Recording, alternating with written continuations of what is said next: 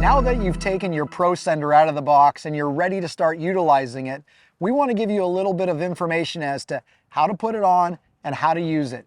It is one of the only 3-in-1 training aids on the market. So let's get started. Sean, go ahead and put this on your trail wrist.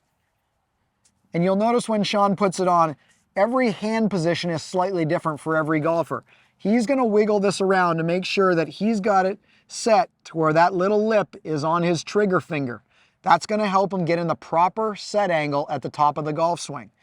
Now, before we get into utilizing the compression sphere, you can take a few light swings like this and try to feel the cradle in the back of the wrist. This is going to incentivize you to become a better player.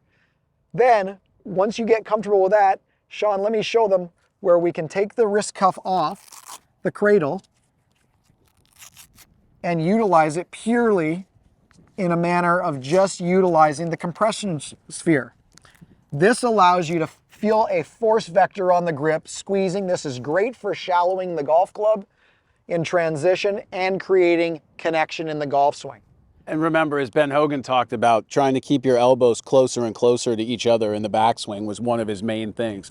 So Ben talked about keeping the elbows close to each other. In modern instruction, we refer to that as external shoulder rotation.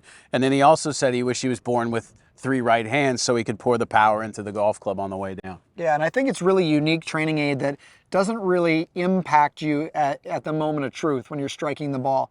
The ability to lay that hand into the cradle but not have it force you into an awkward position as you're striking. Every golfer has a different release pattern.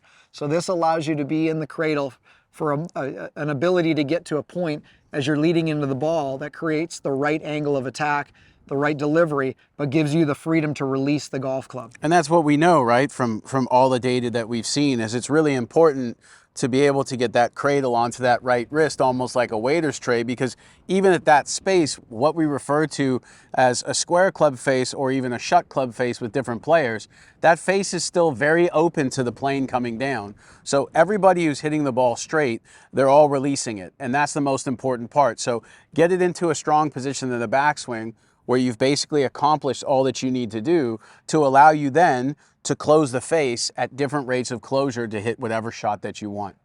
And I think it's quite unique that the compression sphere, which is removable, we can add it, take it off, but we can also move it linear up and down the forearm because everyone's grip condition is slightly different.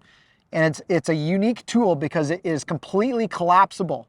So if it happens to bump the top of the golf club or you feel it on the inside wrist, it is very pliable. This is very, very important because it's not going to feel awkward while striking.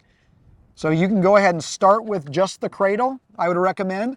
Then you can add the ball to it, or you can simply hit shots with just the compression sphere on there. So there's a lot of opportunities here, and that's what we want to bring to you is versatility when you're practicing in an ability to create a pro-level golf swing. One really, really unique feature of this is it limits what we call radial deviation of the wrist. That seems like a term that maybe you're not understanding, that's fine. It's the up and down motion of the wrist. And many golfers, especially amateurs, especially golfers that are aging, have a reduction in their turn, their arm swing gets short, and they try to get length in their backswing by over-hinging the wrists. This will optimize your ability to feel width, height, and rotation because of the lack of ability to dump the wrists off. This creates connection in the golf swing. Yeah, and I think one of the most important things that we see with PGA Tour players is from the top of the backswing is how fast their right arm straightens on the way down. So all this idea about keeping my elbow bent and keeping it this way, we just absolutely don't see that with world-class players. So when I'm able to put all those angles into position, then I'm able to straighten my arm on the way down, which is going to allow people to keep the center of mass behind them, which is one of the things that's going to help square the face. And then 2, with the right arm in that position, as it straightens, that also helps to get the club face square, because what we're dealing with amateur golfers is slicers. So the first thing that you have to attack is the club face, and the club face will incentivize And the hands and arm swing will incentivize how the body's supposed to work. So basically, right at this wrist segment and hand segment, that's kind of the GPS for the golf swing. So if we do those things right, it's unbelievable how many effects that we get for free that are going to improve people really quickly. So you're about to definitely improve your golf swing by watching the following protocols. So feel free now to go to Protocol 1.